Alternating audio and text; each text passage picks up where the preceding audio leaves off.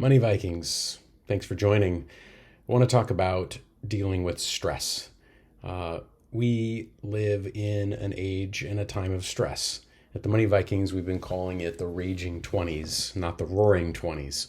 I think the Raging 20s is a fitting description of the times we live in because we are living in a time of volatility in the economy, in cultural change, in technological change, in geopolitical change, in the broader macroeconomy, in what else? We've gone through some disruptions, things like, I don't know, once in 100-year pandemics. So, anyway, we're calling it the Raging 20s, and all of this can create a sense of stress, right? So, we need to develop tools to deal with it because I do think that if we develop those tools, things will be fine and we will all be okay and we'll get through it. And life will have its ups and downs, but over the long arc of life, we will have more ups and we'll be trending in a way of better strength and growth and health and relationships and building wealth, which we talk about a lot. So I am going to go into it here. This is from one of our articles, truewealth.moneyvikings.com. And hey, this is a great reminder to like and subscribe to our channel if you're interested in all things building wealth, health, and collectibles. So, talked about the Raging 20s. That's kind of the way I see the world at the moment, and a lot going on. We got to help each other through it. What's causing it? High levels of debt. People are in a lot of debt, and the inflation over the last couple of years, I'll say, is coming down. It is coming down, not fast enough, but the inflation, I think, did erode people's emergency savings and eroded their purchasing power and put a lot of financial stress on people, which leads to emotional stress. Lack of emergency savings, that's another thing that's causing the problems.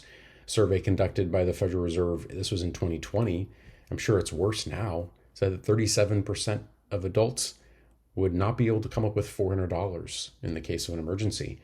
Well, life has moments where things happen, things break. So that is another cause of stress.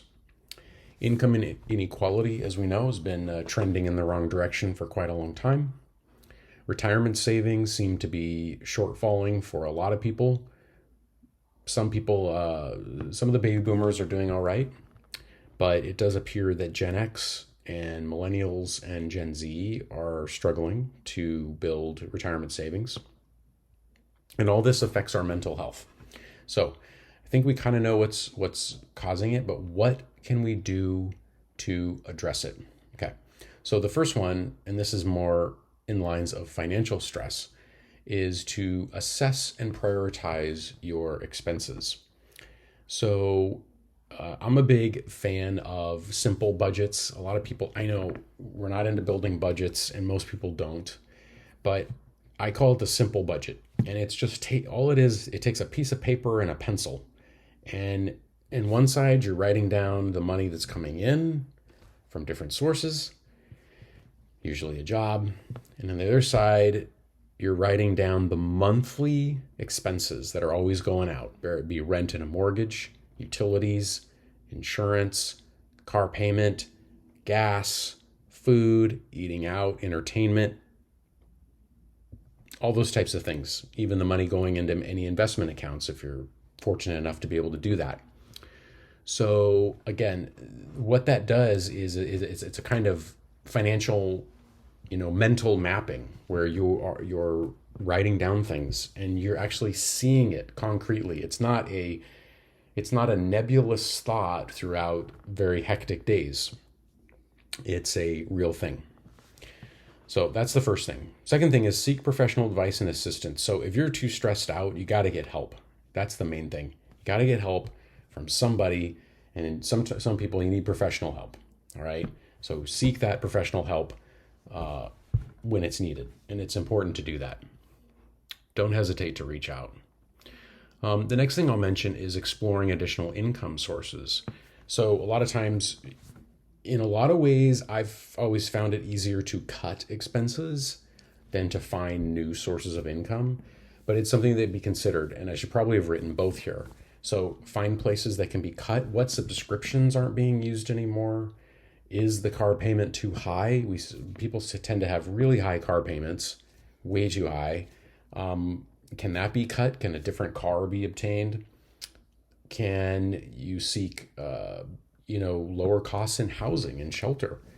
It takes time to get all that in place, but you can start with the little things. The little things would be subscriptions that aren't being used anymore. Cut those. Okay. The next one is exercise and health. So dealing with stress, I've really found that if we can focus back on exercise and health, I don't know of a better way to cope with stress. Remember that stress thrives in an environment where people are eating crappy food, too much of it, not moving. We were clearly born to move and to eat healthy foods. I'm currently enjoying and exploring intermittent fasting. My main regimen is skipping breakfast. So there's a long period of time from the dinner before and either a early lunch or a very late breakfast. So I'm trying to expand that time to get the benefits of the intermittent fasting. But exercise and health, if you're stressed, I think are key things to hone in on. And finally, I'll talk about this again, automating and trending. So what do I mean by this? Automating as much of our good habits as possible so that we are not our own worst enemy. And of course, there's a lot of good examples of how to do this. But probably the best one is automating some percentage of your biweekly paycheck or monthly paycheck, whatever it is, into a diversified investment fund. And having that be an automatic thing that there's some friction, is what I'm saying. There's friction between you going in and spending the money or stopping the automated habit. You're having a robot army build wealth for you. That's basically what I'm saying. And what that leads to is trending. It leads to you trending in a better direction. You're trying to turn the ship around and trend back in a better direction, not towards stress and despair and bad habits getting very entrenched. You're trying to trend in a positive direction. So there you have it. Remember that financial stress can be overwhelming, but taking proactive steps can help you to regain control over your situation. Additionally, consider reaching out to support networks, friends, family who may be able to offer guidance or emotional support. We do need each other. We're social creatures. So there is always hope. That'll be my last message to you. There's always hope. And everyone deals with this at different times in their life. Some more than others, of course. Some of it is self-inflicted, and some of it is situational, and it's stuff that happens to us. But things do happen to most of us. So during the good times, try to remember if there's a way that you can trend to get even stronger, emergency savings, all that kind of stuff. That all helps. So I hope this helped you. Thank you very much for watching. Really appreciate it. And you all take care of yourselves and each other.